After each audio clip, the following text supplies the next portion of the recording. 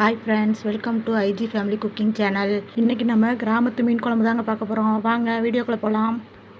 நான் சின்ன பிள்ளையா இருக்கும் போதெல்லாம் வெங்காயத்தை அரிஞ்சு குழம்பு வைக்க மாட்டாங்க. இந்த மாதிரி தட்டி தான் குழம்பு வைப்பாங்க எங்கள் அம்மாச்சி.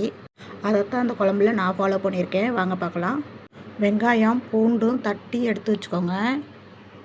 ரொம்ப நைஸெல்லாம் வேண்டாம். நான் காமிச்சிருக்கேன் பாரு, இந்த மாதிரி எடுத்து வச்சுக்கோங்க. ஒரு தேங்காயில் பாதி மட்டும் எடுத்துக்கலாம். ஜீரகம் 1/2 ஸ்பூன் போட்டுக்கலாம். அதோட பெருஞ்சீரகம் 1 ஸ்பூன் போட்டுக்கலாம். இது மூணையும் நல்லா சேர்த்து பேஸ்ட்டாக அரைச்சி எடுத்துகிட்டு வந்துடலாம். இந்த மாதிரி நல்லா பேஸ்ட்டாக அரைச்சி எடுத்து வச்சுக்கோங்க. ஒரு கடாயில் எண்ணெய் ஊற்றிக்கலாம்.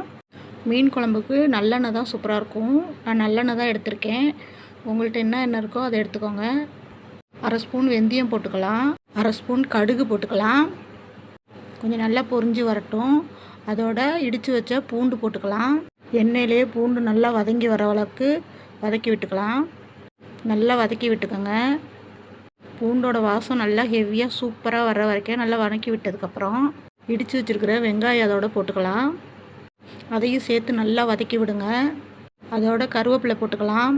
தக்காளியும் போட்டுக்கலாம். போட்டு நல்லா வதக்கி விடுங்க.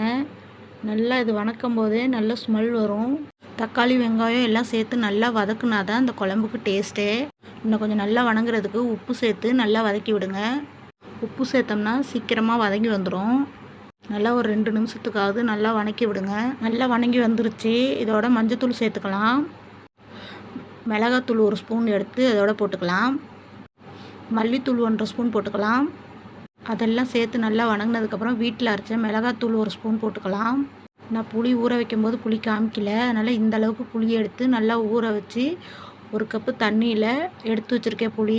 இதையும் சேர்த்துக்கலாம். சேர்த்து நல்லா கிண்டி விடுங்க. நல்லா கிண்டி விட்டு பச்சை வாசம் போகட்டும். மிளகாத்தூள் பச்சை வாசம் போகிற வரைக்கும் ஒரு 2 நிமிஷம் அப்படியே கொதிக்க விடுங்க. இப்படி கொதிக்க விட்டோன்னே எண்ணெய் கொஞ்சம் பிரிஞ்சு வர மாதிரி இருக்கும். அந்த ஸ்டேஜில் நம்ம அரைச்சி வச்சுருக்க தேங்காய் பேஸ்ட்டை அதோட சேர்த்துக்கலாம். தேங்காய் பேஸ்ட்டை சேர்த்ததுக்கப்புறம் தேவையான அளவு தண்ணி ஊற்றிக்கலாம். தண்ணி அவங்களுக்கு எவ்வளோ தேவையோ அவ்வளோ ஊற்றிக்கோங்க. நான் 3 பேர்த்துக்கு வர மாதிரி குழம்பு வச்சுருக்கேன். அதனால் கொஞ்சமாக தான் சேர்த்துக்கிட்டேன். உங்களுக்கு எவ்வளோ வேணுமோ ஊற்றிக்கோங்க. கிண்டி விட்டுட்டு மூடி போட்டு மூடி வச்சுருங்க. ஒரு 2 நிமிஷம் இல்லை 5 நிமிஷத்துக்கு நல்லா கொதித்து வரட்டும். இந்த கொதித்து வரதுக்கு 5 நிமிஷம் ஆச்சு. இந்த அளவுக்கு கொதித்து வரணும். குழம்பு இந்த அளவுக்கு கொதித்து வந்து மீனை போட்டால் தான் மீன் உடையாமல் இருக்கும். இந்த ஸ்டேஜில் மீனை போட்டுக்கலாம். மீன் பாருங்கள் எவ்வளோ ஃப்ரெஷ்ஷாக இருக்குதுன்னு. இப்போ தான் எங்கள் பையன் ஆற்றுலேருந்து பிடிச்சிட்டு வந்தான்.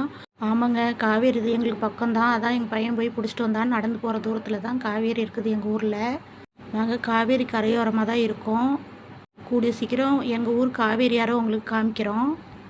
அலசி வச்சுருக்க எல்லா மீனையும் குழம்புல சேர்த்துக்கலாம். சேர்த்துக்கிட்டு நல்லா லேசாக கிண்டி விடுங்க. மீன் உடஞ்சிராமல் லேசாக கிண்டி விட்டு ஒரு 5 நிமிஷம் மூடி போட்டு மீனை வேக விடுங்க. வெந்து வரட்டும். எனக்கு 7 நிமிஷம் ஆச்சு. அதுக்கப்புறம் நல்லா கொதிஞ்சு வந்திருக்குது பாருங்கள். இந்த மாதிரி குழம்பு நல்லா கொதிஞ்சு வரணும். அதில் பாருங்கள் எண்ணெயெல்லாம் மேலே பிரிஞ்சு வந்திருக்குது பாருங்கள். நம்ம ஊற்றின எண்ணெயெல்லாம் இந்த பாருங்கள் இந்த அளவுக்கு எல்லாம் பிரிஞ்சு வந்தால் தான் குழம்பு ரெடி ஆயிடுச்சுன்னு அர்த்தம். குழம்பு கிண்டி விட்டுக்கலாம். இந்த கரண்டியில் கிண்ட வேணாம், மீன் உடஞ்சிரும். இந்த மாதிரி கரண்டி இருந்தால் லேசாக கிண்டி விடுங்க. இந்த கரண்டியில் கிண்டி விடுறதுனால மீன் அவ்வளோ சீக்கிரம் உடையாது. லேசாக கிண்டி விடுங்க. நல்லா கிண்டி விட்டு இறக்க போகிற ஸ்டேஜில் நம்ம வீட்டிலேயே கருவேப்பிலை செடி இருக்குது. அதுலேருந்து ஒரு 2 கொத்து கருவேப்பிலை எடுத்துகிட்டு வந்து அதோடு சேர்த்தோம். பச்சை கருவேப்பிலை சேர்க்குறதுனால வாசம் சூப்பராக இருக்கும். நீங்களும் இந்த மாதிரி மீன் குழம்பு வச்சா பச்சை கருவேப்பிலை சேர்த்து பாருங்கள். அவ்வளோ ஒரு சூப்பராக இருக்கும். எங்கள் அம்மாச்சி இப்படி தான் வைப்பாங்க. நான் பார்த்துருக்கேன் சின்ன பிள்ளையில. இதோட ரெசிபி வந்து எங்கள் அம்மாச்சியோடது. அது ஞாபகத்துக்கு வந்தது. அது மாதிரி தான் வச்சுருக்கேன். இறக்க போகிறப்ப நல்லெண்ணெய் கொஞ்சம் சேர்த்துக்கோங்க. நல்லெண்ணெய், பச்சை கருவேப்பிலை எல்லா வாசனையும் செம்ம சூப்பராக இருக்கும். பாருங்கள், மீன் ஒன்று கூட உடையவே இல்லை. சூப்பராக வந்திருக்குது. இந்த மாதிரி நீங்கள் ட்ரை பண்ணுங்கள். ட்ரை பண்ணி சாப்பிட்டு பாருங்கள். உங்கள் வீட்டில் எல்லாருமே உங்களை பாராட்டுவாங்க. எங்கள் வீட்டில் மட்டன் சிக்கனை விட மீன் குழம்பு தான் அதிக நாள் வச்சுருக்கோம். ஏன்னா எங்கள் பெரிய பாப்பா மீன் மட்டும் தான் சாப்பிடுவாங்க. மட்டன் சிக்கன்லாம் சாப்பிட மாட்டாங்க. அதனால் அதிக நாள் எங்கள் வீட்டில் மீன் குழம்பு தான் வைப்போம். நான் ஒரு 2-3 வெரைட்டியாக மீன் குழம்பு வைப்பேன். ஆனால் இந்த ஸ்டைல் தான் எங்கள் பிள்ளைங்களுக்கு ரொம்ப பிடிச்சிருக்கு. உங்களுக்கும் பிடிச்சிருந்துச்சுன்னா எனக்கு கமெண்ட் பண்ணுங்கள் ஃப்ரெண்ட்ஸ்.